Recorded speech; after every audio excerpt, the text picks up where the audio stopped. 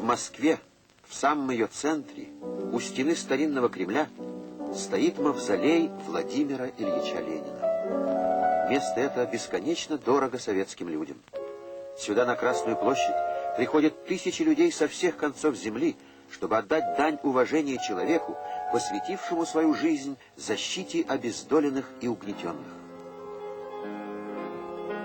Кадры хроники доносят до нас образ Ленина не только вождя, но человека простого, обаятельного, любящего людей и любимого ими. Они дают нам возможность увидеть живые черты основателя первого в мире социалистического государства. Совершенная под руководством Ленина Великая Октябрьская социалистическая революция стала крупнейшим событием 20-го столетия. Деятельность Ленина, его идеи оказали и продолжают оказывать большое влияние на ход мировых событий, на судьбы всего человечества. Притягательность ленинского учения с годами лишь возрастает. Оно привлекает к себе миллионы людей в разных странах.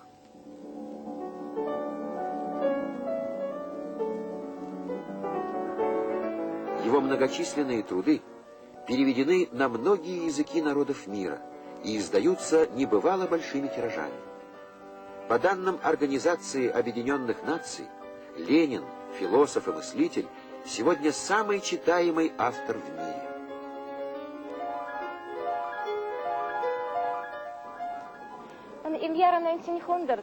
Все, что связано с жизнью этого необыкновенного человека, вызывает неослабевающий интерес новых и новых поколений. Промышленный и революционный центр России. Начинается важнейший период жизни и деятельности Владимира Ильича. So begann die erste Emigration von Lenin.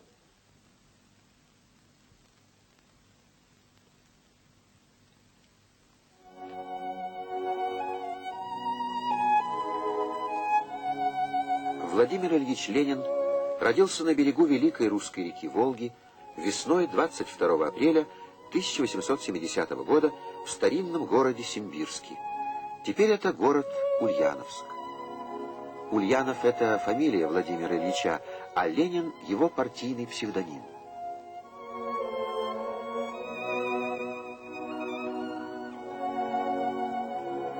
В этом доме жили Ульяновы. Вся обстановка здесь сохранена такой, какой она была более 100 лет назад. В этой семье всегда царил дух любви и согласия. Родители и дети были единомышленниками, и все 6 детей Ульяновых впоследствии стали революционерами. Борьба за социальное и духовное освобождение народа стала главным делом их жизни. Илья Николаевич и Мария Александровна Ульяновы принадлежали к передовой части русской интеллигенции. Отец, школьный учитель по профессии, многое сделал для просвещения своего края. Мать, умная, образованная и добрая женщина, оказала большое влияние на воспитание детей. Комната Володи. Привычка к простоте, воспитанная в детстве, стала характерной чертой и взрослого Ленина.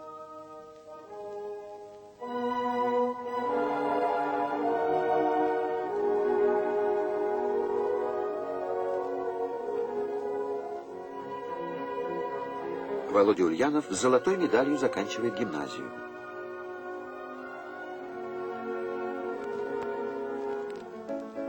Казань.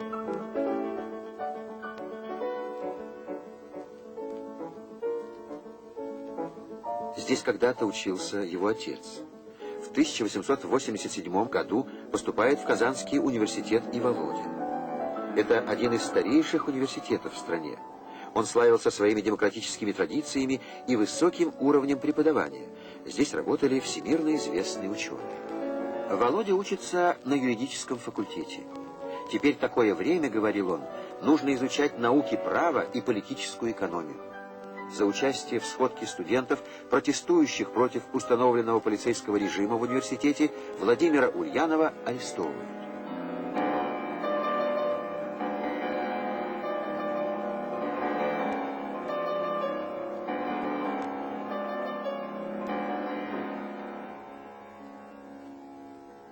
Местом высылки юному Ульянову определили деревню Кокушкино под Казанью. Первый арест, а ему немногим более 17. Ближайшие годы будут заполнены для него непрерывной учебой, углубленной работой. Он самостоятельно изучает весь университетский курс. Он знакомится с теорией научного социализма, изучает Маркса, участвует в первых марксистских кружках Поволжья. —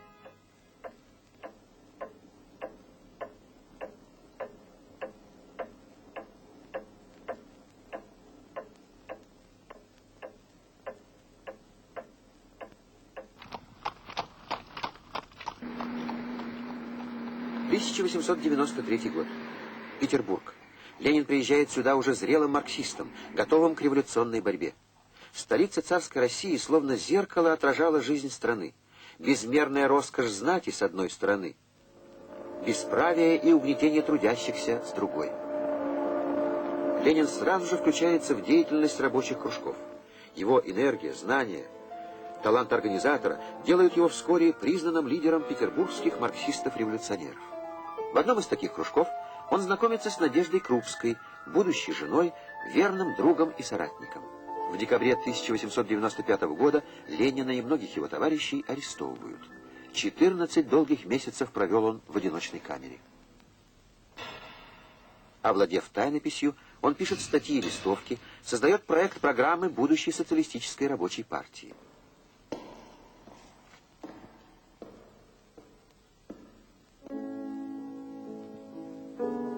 Затем следует трехлетняя ссылка в Сибирь, в далекое село Шушенское на реке Енисей. «Нет места глуше Шуши, дальше край света», говорили тогда о Шушенском его жители. Здесь он прожил почти 3 года. Как всегда, много и напряженно работал. Написал более 30 работ по вопросам революционной теории, истории, политической экономии. Ссылка не оторвала Ленина от практической революционной деятельности. Несмотря на надзор полиции и строгую цензуру, он находился в постоянной переписке со своими единомышленниками. Частыми гостями в доме Ленина были местные крестьяне. Он был очень внимателен к их бедам, просьбам, часто помогал советами. Местные жители полюбили Владимира Ильича и Надежду Константиновну. Расставание с ними было теплым в те морозные зимние дни.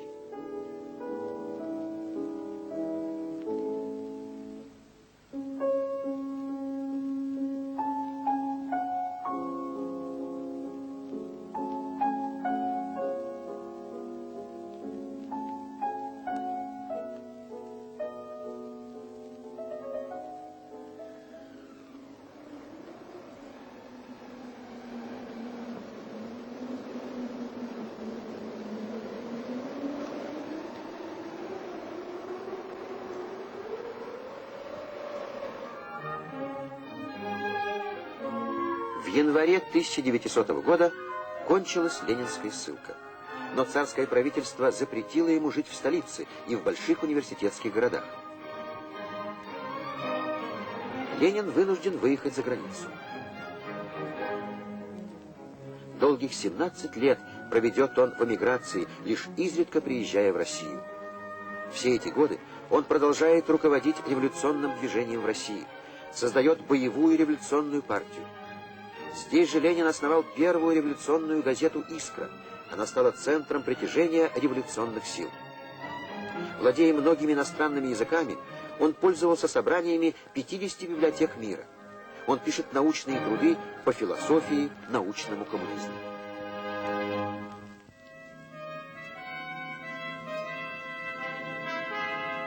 В феврале 1917 года в России вспыхивает буржуазно-демократическая революция. Свергнут царь. Власть переходит к временному правительству, которое использует плоды революции только в интересах буржуазии. Народ снова не получил ничего.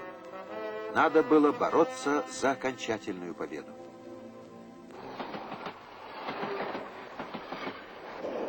Ленин спешит возвратиться на родину.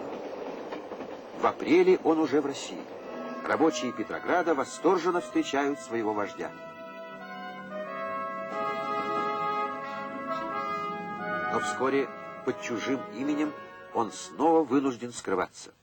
Временное правительство, стремясь обезглавить революционное движение, отдает приказ об аресте Ленина. Находясь в подполье, Ленин деятельно готовит партию и рабочий класс к вооруженному восстанию.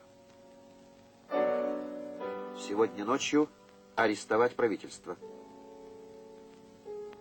Нельзя ждать, можно потерять все.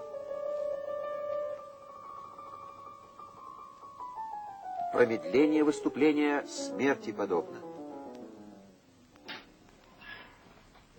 В ночь на 25 октября Ленин покидает свою последнюю конспиративную квартиру и направляется в штаб революции в Смольный. К Смольному уже стягивались отряды революционных солдат и рабочих. Ленин берет руководство вооруженным восстанием в свои руки.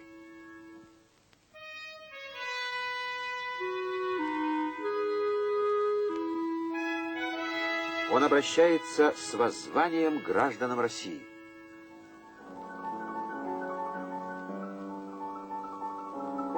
День 25 октября, 7 ноября по новому стилю 1917 года навсегда войдет в историю событием всемирного значения. Имя ему — Великая Октябрьская социалистическая революция. Эти исторические события в революционном Петрограде на берегу Невы позднее были воссозданы в кинокадрах. И вот свершилось. Создано первое в истории рабоче-крестьянское правительство.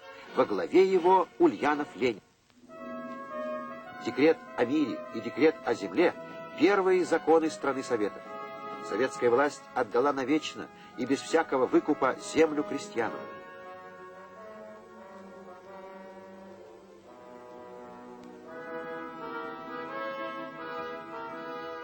Она освободила все угнетенные народы России, дав им равные права граждан социалистического государства.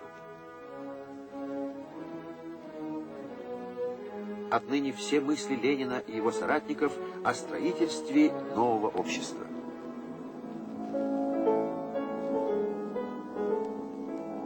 Революция свершилась. Ленин писал: «Только пролетарская социалистическая революция может вывести человечество из тупика, созданного империалистами и империалистическими войнами».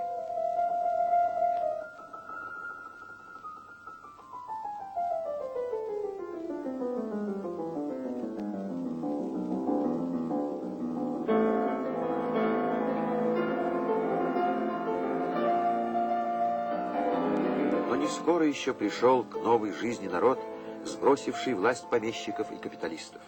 Внутренняя контрреволюция, правители крупнейших капиталистических государств организуют крестовый поход против советской власти.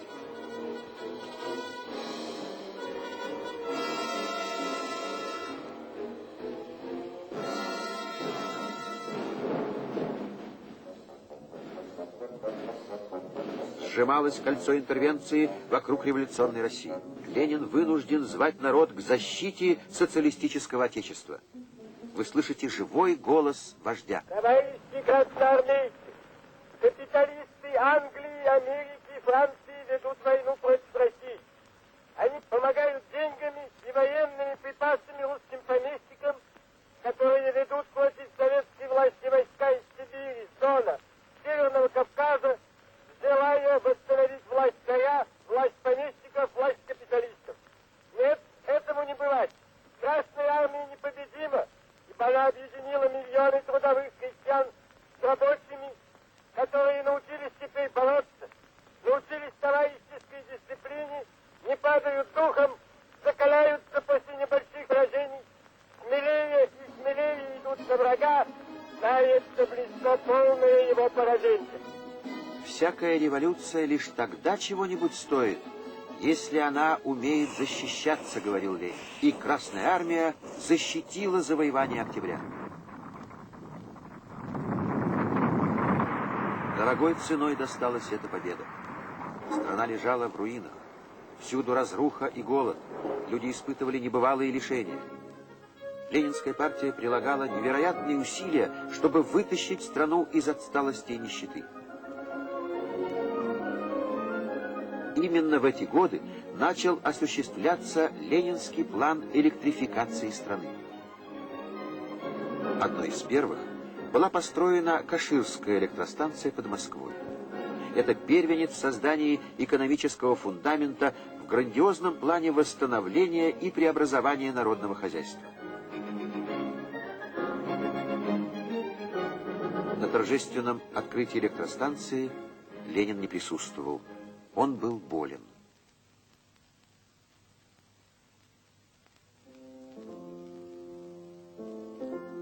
В подмосковной усадьбе Горки он лечился и отдыхал в кругу семьи.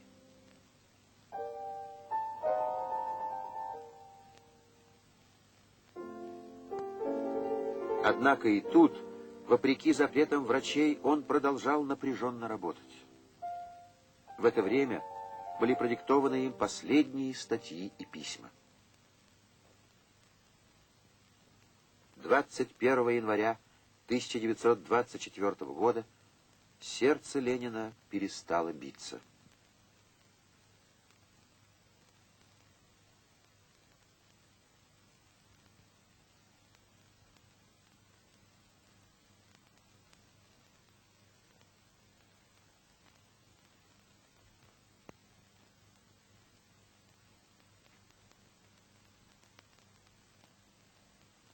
Непостижимо тяжелой была утрата. В глубоком горе замерла огромная страна.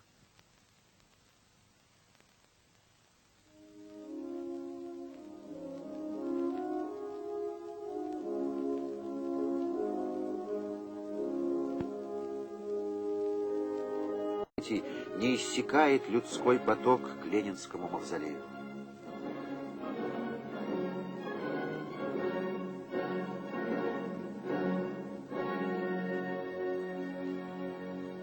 Кремль к Ленину приходят ныне все новые и новые поколения, потомки тех, кто боролся вместе с ним за новую жизнь, кто и сейчас хочет прикоснуться к его делам, его идеям, его светлому образу.